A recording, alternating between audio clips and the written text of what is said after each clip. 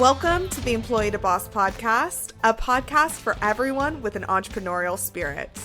Every week, I am joined by successful guests in all different industries and stages of business who will share what their experience was like transitioning from employee to boss. This is a resource for you if you're wanting to start a business, go all in on your side hustle, get to the next level in your thriving business, or just hear what it's like taking the leap to becoming your own boss. I'm your host, Haley Hayhurst, the owner of Espresso Podcast Production, a full-service podcast production agency specializing in editing, marketing, and strategy. Let's dive into today's topic. Hey, Mike, thank you so much for joining me on the Employee to Boss podcast. I'm really excited for our conversation today. Thank you so much for inviting me. It's honestly such an honor. Yeah, so we met at the Alex and Layla Hermosi event in Las Vegas on the last day. You were sitting in front of me, and we were just talking about business and like what we learned from the event and all of these really cool things. And what you do is awesome, and you're a digital nomad, which is something I really admire. So I'm really excited for you to share everything you know about business with our audience today. Ooh. That's a loaded question, but we'll break it down. We'll Yeah. break it down into pieces. Do you want to start with just telling us more about who you are and what you do? Yeah, absolutely. So my name is Mike Shu, and I have an SEO agency. We're a small team of 6 people, and essentially we help people grow on Google. So we figure out, where their traffic source is that they're currently doing, and then we tell them, hey, did you know that you can find people, you can get customers of people looking for you directly? Here's how. And then we show them the organic way. Yeah, I love it. And I think that's what a lot of people dream about. They want their audience to come to them instead of always searching for the next person that they're going to work with. Right. And then there's also pros and cons to it. I think, people always think, organic's always the best. But I think, there's pros and cons like everything. And I would love to show you guys like the pros and cons that like maybe SEO agencies won't tell you. Yeah. So I think that'd be cool. Oh my gosh. All right, let's get into that. But first, let's hear about your journey from employee to boss. So how did you get to owning this SEO agency? So long story, I'm getting older now. So, from my college years, I always knew I wanted to start a business, but I didn't know what to do. And so during my younger years, I was in a frat, I partied, I did all the things that a normal American kid would do. Mm-hmm. But ultimately I didn't know what truly made me happy. And so for the longest time, I just was stuck in this loop where I was working a 9-to-5. I hated my life, but I had fun on the weekends. I always complained. I didn't know what to do. I was just partying, having fun, working. And it was around 2017, 2018 where I got really fed up. And I decided, you know what? I'm going to start over again. I'm going to travel the world, okay? I'm going to take my little savings that I had and travel on a budget. I can give you guys travel hacks later on, how to maximize your traveling. But I traveled to Vietnam, Bali, Indonesia, Colombia, and it was fun. But, once you travel, you also figure out that, hey, I've done all of this, but I still haven't figured out what I wanted, right? It's you're kind of just delaying the inevitable, right? And so I was watching this podcast, and it was from Mark Cuban. And so Mark Cuban said, so the question to Mark Cuban was, hey, Mark, if you were to start all over again, what would you do? And he said he would work a sales job. It's if you don't know what to do, work a sales job, because sales is the lifeblood of a business. You can have everything wrong, but have sales, and you can have cash flow. Or you can have everything right, have no sales, and no cash flow, and your business won't survive. And so I worked at a call center, and it was the most brutal 12 months. I was cold calling people, oh my gosh, trying to convince them, if they want to buy this product, and the product wasn't that good. And so I was just trying to convince them, and I didn't believe in the product. And, I realized that company was kind of like a marketing agency. So they were doing the SEO and the Google stuff, but they were kind of not providing the customers the value. So they were making they were doing like crazy, like $100+ million Yeah. with a really bad product, but with Mm. really good sales. And I realized, like, hey, what if I change that and have a good product with good sales? What would happen then, right? And then I started my journey to be my own boss in 2019, and it was a very rough ride in the beginning. It's like I didn't know how to get, like, it was like it was uncomfortable because I didn't know how to fulfill it. I was good at sales, but I didn't, it was kind of, you're working on your own, so it's very different. Yeah, I remember, like, I made a lot of newbie mistakes as an entrepreneur. And it's kind of like this, right? Like, you go into business thinking that, you want freedom. You go into business thinking that you're seeking freedom. And so what I was doing was running the business, partying on the weekends, and I did that for like 6 months, but I had no momentum. And so then I realized, like, I need to go all in and, like, actually just run the business and, like, really get this thing off the ground and not party, drink, and do all the other stuff. So I broke up with my ex-girlfriend and just went all in, and it took me about another 6 months to get momentum, and really, really getting that momentum. Kind of, COVID hit. I think in entrepreneurship, there's also there's an element of luck that people don't talk about. It's like, like, you can do everything right, but if the market is against you, you're going to have a hard time winning. Like, you can be the greatest salesperson, the greatest entrepreneur, but, like, if you're in, like, the newspaper market, it's going to be really hard, And I think, like, for entrepreneurs, it's really just also, like, being able to identify where what's hot in the market, and really mixing and matching what you do to match that market's needs. So I'm going to skip a little bit, but I want to skip over a little bit because I think I want to kind of elaborate on that. So I am in the SEO niche. Okay, so we do search engine optimization, and really it's a very stale niche because that problem has been solved. SEO has been around for 20 plus years. That problem has already been solved. The algorithm has already been figured out. So how do you put a new twist to the algorithm, right? And how do you make it so that if it matches with the market trend? And just a little value for your audience, it's helped me a lot. I think it will help your audience. Is that right now the buzzword is AI, right? Anything and everything is AI. So even a little bit of AI, using that AI term, you now have a new spin to an old service. And so, hey, we can scale so now the offer is we can scale your SEO with AI. What used to take years can now be done in months. What used to be done in months can now be done in weeks. Would you like to learn how? Now it's like, oh, they're not just an SEO agency. They do AI and SEO, which we do. I mean, we do that. But the offer and the hook is a lot stronger than, hey, we're an SEO agency, just like everyone else, I love that story. That's really interesting. I like how you kind of went from, wanting to change your whole life, which I think a lot of people do. I think a lot of people listening to this podcast thinking, oh, I want to go from employee to boss. They want to do that, but then they don't actually take that action. So that's amazing that you saw what you wanted and then you went after it. And I know you mentioned that you had a lot of rookie mistakes along the way, and I kind of want to hear about those. But what you just touched on of using, like, the term AI to completely transform your clientele, like their interest in you. Something we were talking about was, like, for me in the podcast space, a lot of people I work with are building their brands.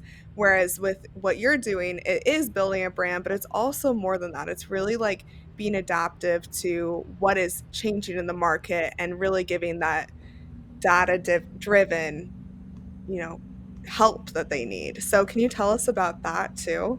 There's two types of marketing. Mhm. And Alex Hormozy really talks about this in detail. So during Alex Hormozi's earlier years, he thought that people who did branded marketing was stupid. That was his quote.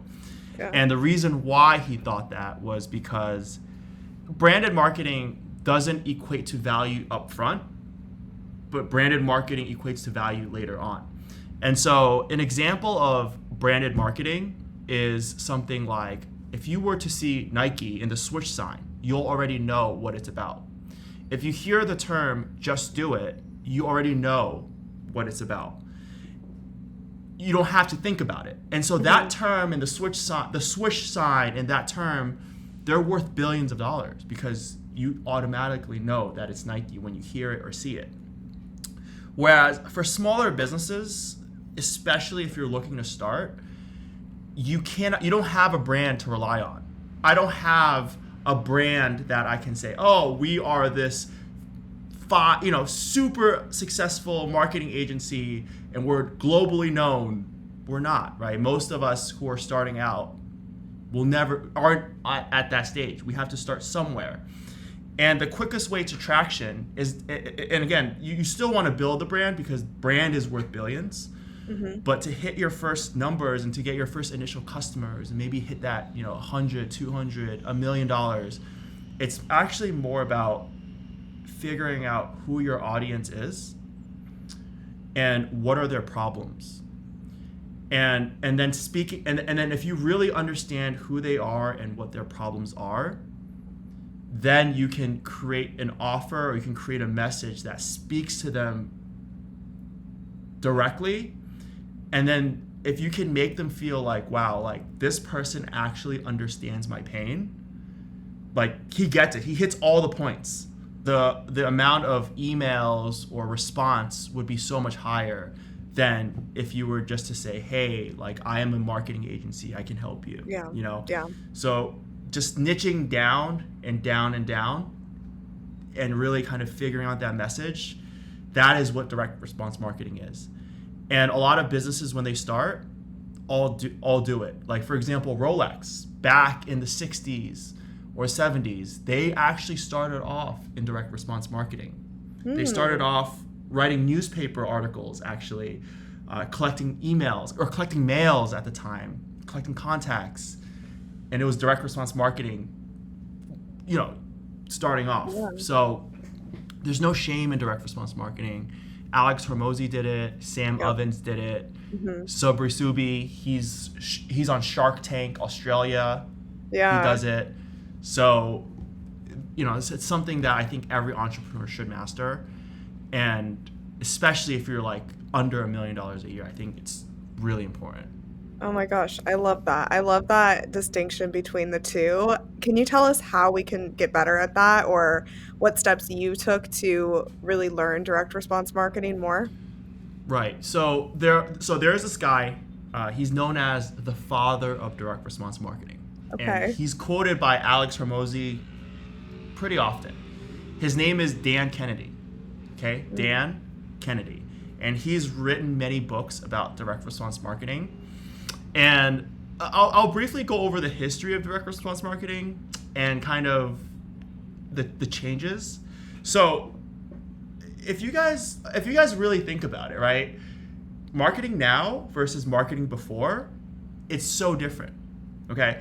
Marketing back then was a lot harder because just the amount of distribution and kind of getting it out there and just the money that's required to run the campaigns is huge. Mm-hmm. And you can't really track it, right?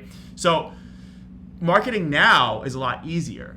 Most kids who are 18 years old can watch a YouTube video, and if they put maybe like 10, 20 hours of focused work, they can kind of get about 50 to 60% of that, So the barrier to entry is very low. Yeah. But so that's a problem for businesses, but that's also a good thing because if you're really like at the top of your game, your competition is so low because you have all the little guys who are just starting out eating up each other trying to compete in their ocean, and now you, who's already established, has a good brand, maybe has a podcast, has a good brand, has all the other things in place, you stand out. And you're like, you're one of one. Everyone else is one of many. Yeah. And so just to kind of go back to the history, like the old way of marketing was a lot harder. And so the principles of marketing hasn't changed. The principles of marketing is really, if you think about it, boils down to human psychology. What makes a person want to buy? That's really what marketing is. It's psychology of business. It's the psychology of buying for businesses. That's it. And so whether it's a brand or whether it's Google ads, it's Facebook ads, there's still a psychology behind it of why they should listen or why they should click on your ad or why they should build a podcast. There's a psychology behind it. And so I think the biggest mistake that new marketers make is that they try to learn all the tools and tricks of every channel, and then they don't actually learn the psychology part. Whereas old school marketers who didn't have access to all this channel and all this distribution actually had to learn psychology. Yeah. And those that learn psychology, but think about this, right? What if you learn psychology and you learn modern marketing distribution channels, right, and you combine the two? An 18-year-old kid who's just starting business can't beat you. They're probably never going to beat you. And so you have such a moat around your business and your brand. And I think that every business should do that. And that's what makes that's what makes the greats like Alex Hormozi, Sam Ovens, Alex Becker. Yeah. They've already established that.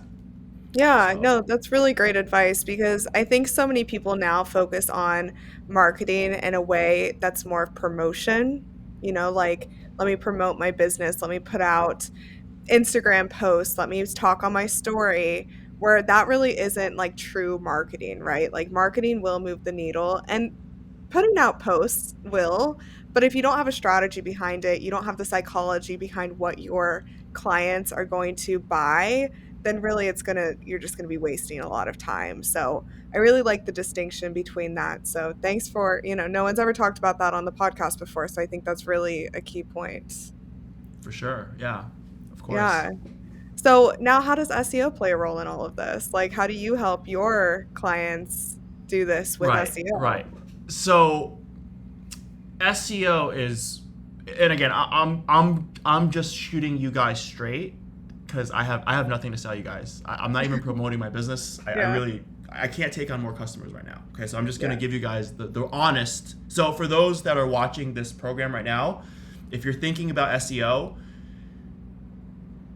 listen to this advice first before contacting any SEO agency. Okay, so when it comes to SEO, so if you think about the stages of business, right? Mm-hmm. If you're just starting out, you need sales. That's the lifeblood of your business, right? At the later stage, you need a team, right? Because you can't do everything yourself. You need a team, right?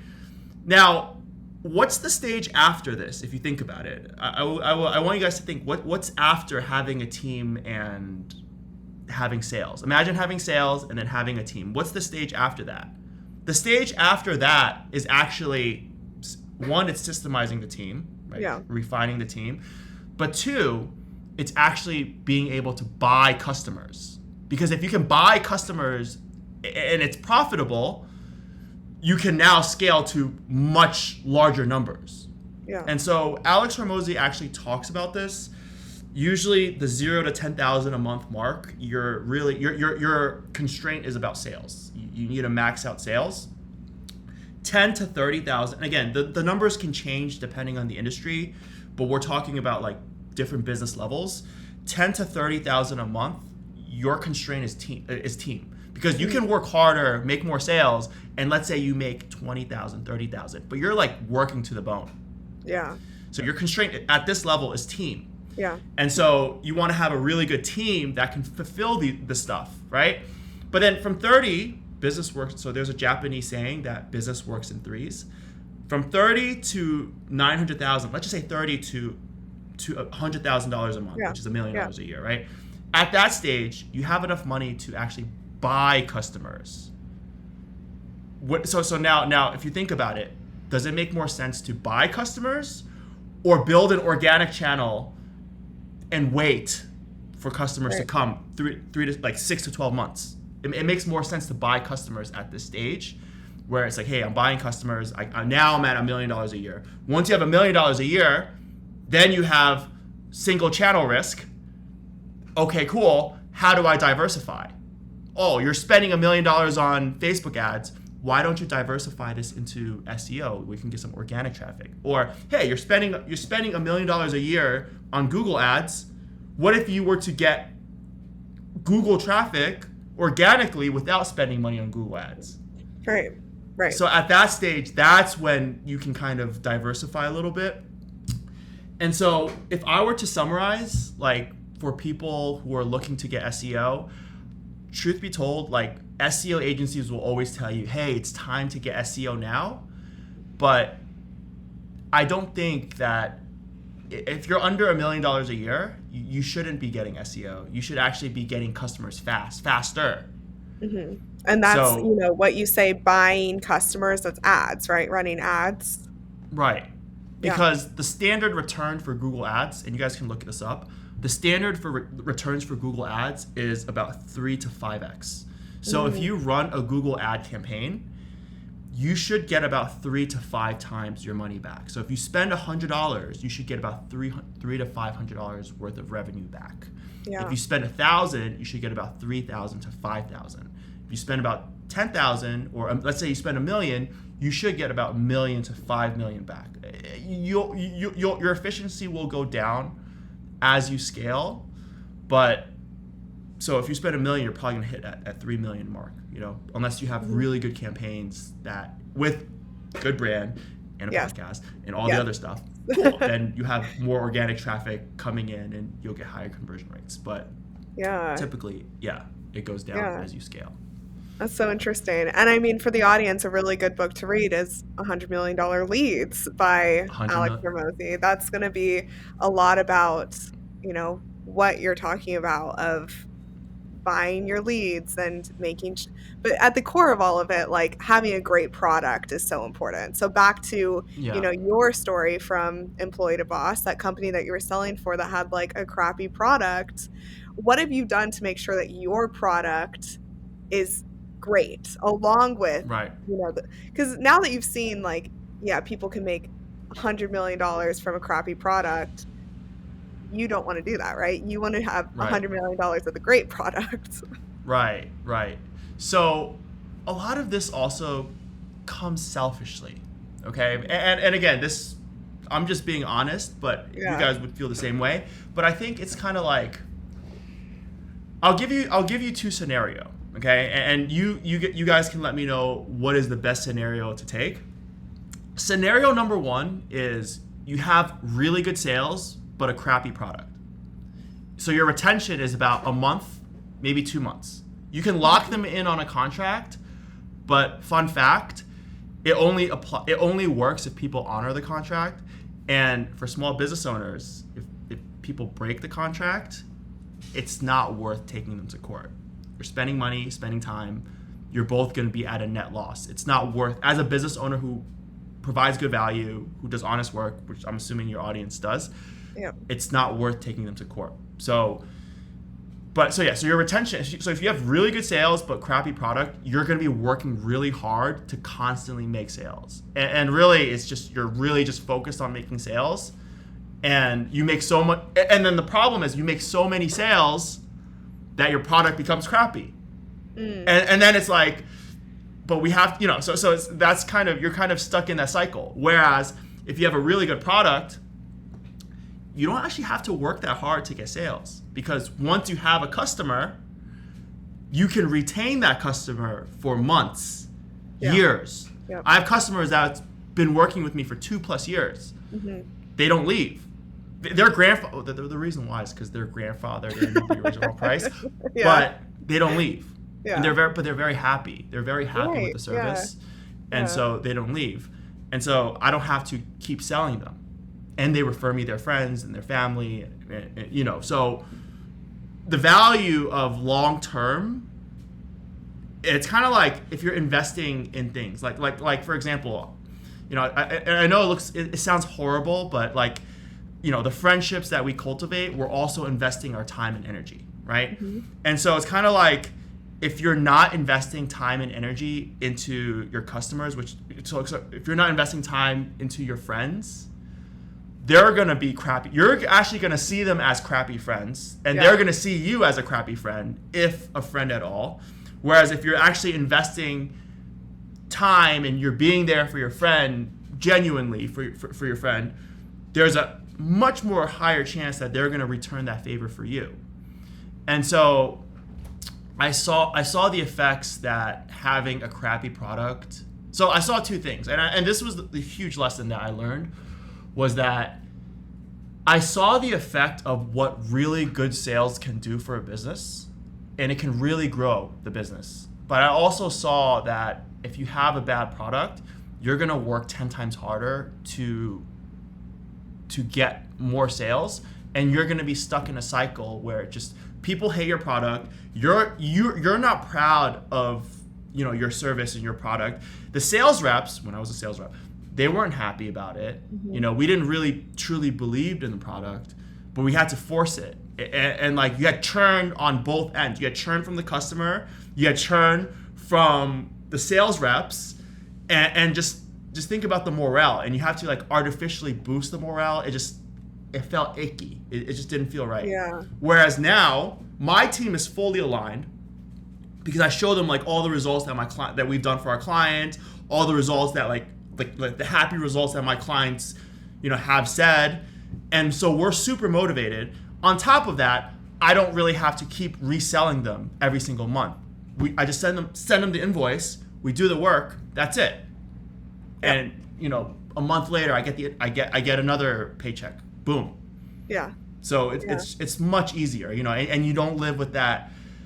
And there's a cost, right? Like, you don't live with that like cost of trying to resell and do all of that. So you sustain your LTV, so like as a business owner, if you're just thinking purely about business, it's a much better ROI than trying to resell and constantly sell, Yeah. So. And I always think like if your clients are recommending you, like referring you to the people that they know, you probably have a pretty good product, right? If someone is willing to, because we think if someone like refers us to someone, like you're always going to be connected with that person in your friend's mind, or whoever it is that you're connecting them with.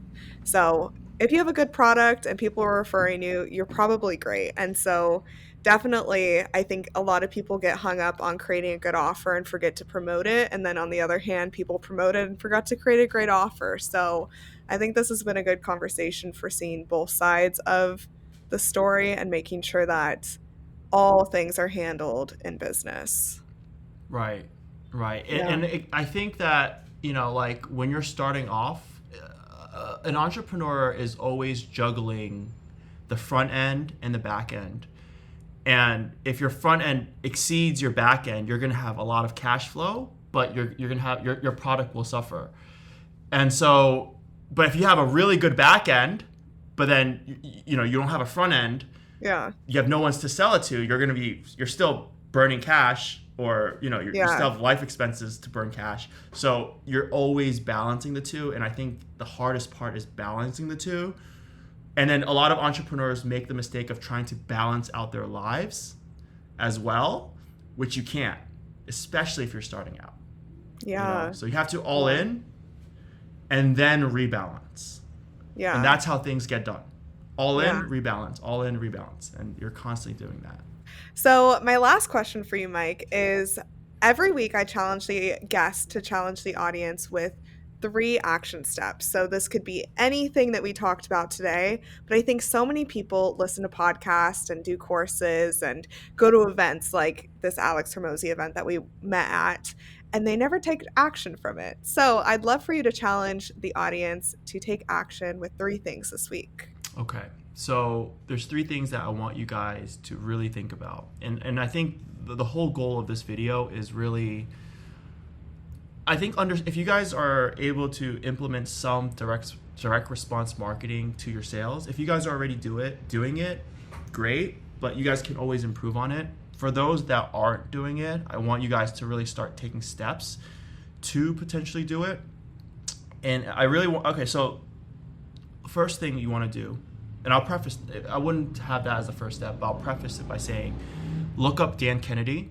He's quoted by all the industry greats, so he's very credible. Alex Hormozi, Russell Brunson, Sam Ovens, Sabri Subi, they all quote him. He's known as the grandfather of direct response marketing. He knows what he's talking about. So Google him, buy his books. He talks about it. I want you guys, okay, so with that said, I do also want to preface this one more thing, is that I want to give you guys a hack that I have learned that's helped me. And so basically, this is for online entrepreneurs, but this can apply to people who do restaurants and who do, lawyers and all that. So there's a concept that the amount of people in the world has increased year to year, right? But so the amount of people that are looking to buy is actually increasing year to year. And so as marketing channels gets more saturated, for example, right? Facebook used to not be saturated. Instagram used to not be saturated. TikTok used to be booming, right? But everyone is on those channels now, right? Everyone's running Facebook ads, everyone's running Google ads, everyone's running Spotify ads, etc., right? Spotify is probably one of those things that haven't been fully saturated yet. If you guys are a local business, right, you guys may want to check it out. But what actually works now is actually one of those old school things. It's something that people haven't done in a while. And for example, right, if you guys have a web design agency, right, or something like that, something online, right? A lot of web design agencies only know online marketing, so they only market online. But everyone's doing it, right? And so what's actually been working well, and that's an underutilized marketing channel, is actually direct mail. Think about it, right? If you're a web agency, all your competition is doing online marketing, some form of online marketing, because that's all they know. But direct mail still works. And direct mail works better year to year because less and less people are on it. If you think about it. That makes sense. And so the effect of this is actually going up. So just something to consider for your audience. But I do want to leave your audience with 3 action steps. And I think really it starts, and I want to theme it around direct response marketing. And so I want you to really think about your audience. Okay, so really be in a dark room, close your eyes, and really think about who is your ideal audience. And I'll walk you guys through it. So my ideal audience is e-commerce business owners who make $1 million to $3 million top line revenue, who already has an influencer marketing program that's already established. They're already running Google ads, Facebook ads. They have margins around 30 to 40%. And now they're looking to diversify their traffic source. So for you guys, think about who your audience is and be as specific. Like, what are they wearing? What's their gender? And I think gender is, something that's kind of touchy, but I think it's also very important because, like, for example, I realized that my message, the way that I speak, it really resonates with men, So, because and the opposite, like me, every client I work with is a woman, and that's not intentional. I think my messaging just attracts more women. Yeah. Right. And so you want to actually focus on your strengths and not weaknesses. It's kind of like if you're a fish, if a fish can't climb a tree, you're just going to say, oh, this fish is useless? No, right? The same as like the monkey, right? If the monkey can't swim, are you going to say the monkey's stupid for not being able to swim? But it could climb a tree, right?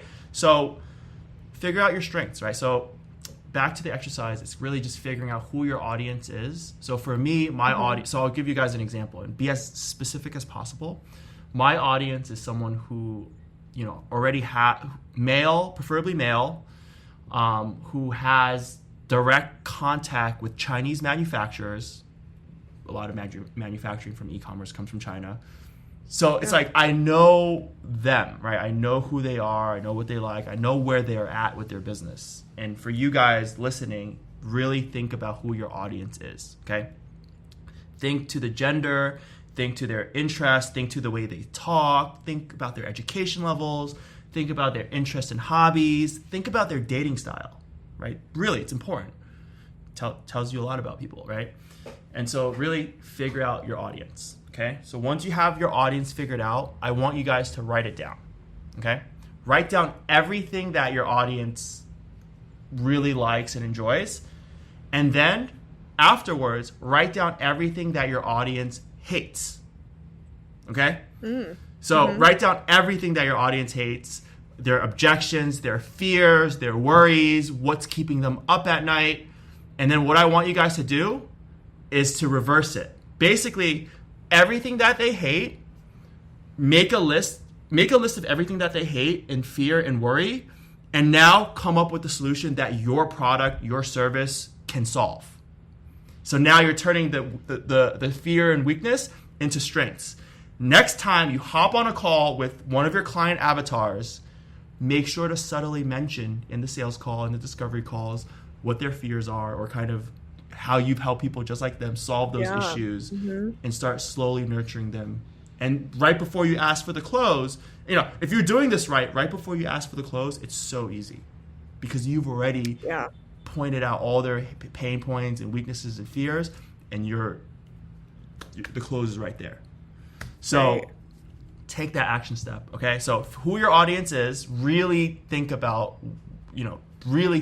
who they are, what they like, what they hate. Make a list of all the things that they hate, they're fearful of, or kind of what they're worried about, and then turn that pain into something that your product or service can solve, and then subtly bring it up, and then figure out in your pitch how you can subtly bring that up during the pitch. Very subtle, you don't have to go that direct, but subtly bring it up, and you're going to slowly start seeing that your close rates all of a sudden just gets higher. And I want to cut from that. I want 10%. Right. I want 10%. 10% and a car. That's what we owe Mike in this conversation. Yep. That's it. Well, I really love this. Thank you so much for sharing everything you know on the podcast today. Where can people connect with you if they want to learn more from you? They can find me on Instagram. I'm a person that I haven't built my brand, which is my next step. If you can help me potentially later on, we can talk about it. But you guys can find me on Real Mike Shu. And you guys, if you guys have any questions, just message me. Awesome. I'll leave your Instagram in the show notes, as well as a recap of everything we talked about. But thank you so much for joining me on the Employee to Boss podcast. I've learned a lot from you today and loved this conversation. It's an honor to be here. Thank you for listening to the Employee to Boss podcast. If you made it to the end of this episode, I hope that you implement the actionable steps from this week's experts so you can get started with your business today. Please rate, review, and subscribe to the Employee to Boss podcast on Apple Podcasts, Spotify, YouTube, or wherever you listen to your podcasts. It helps more than you could ever imagine. Remember, a little progress each day leads to big results. We come out with a new episode every Tuesday. To access our show notes, transcripts, and courses, please check out espressopodcastproduction.com.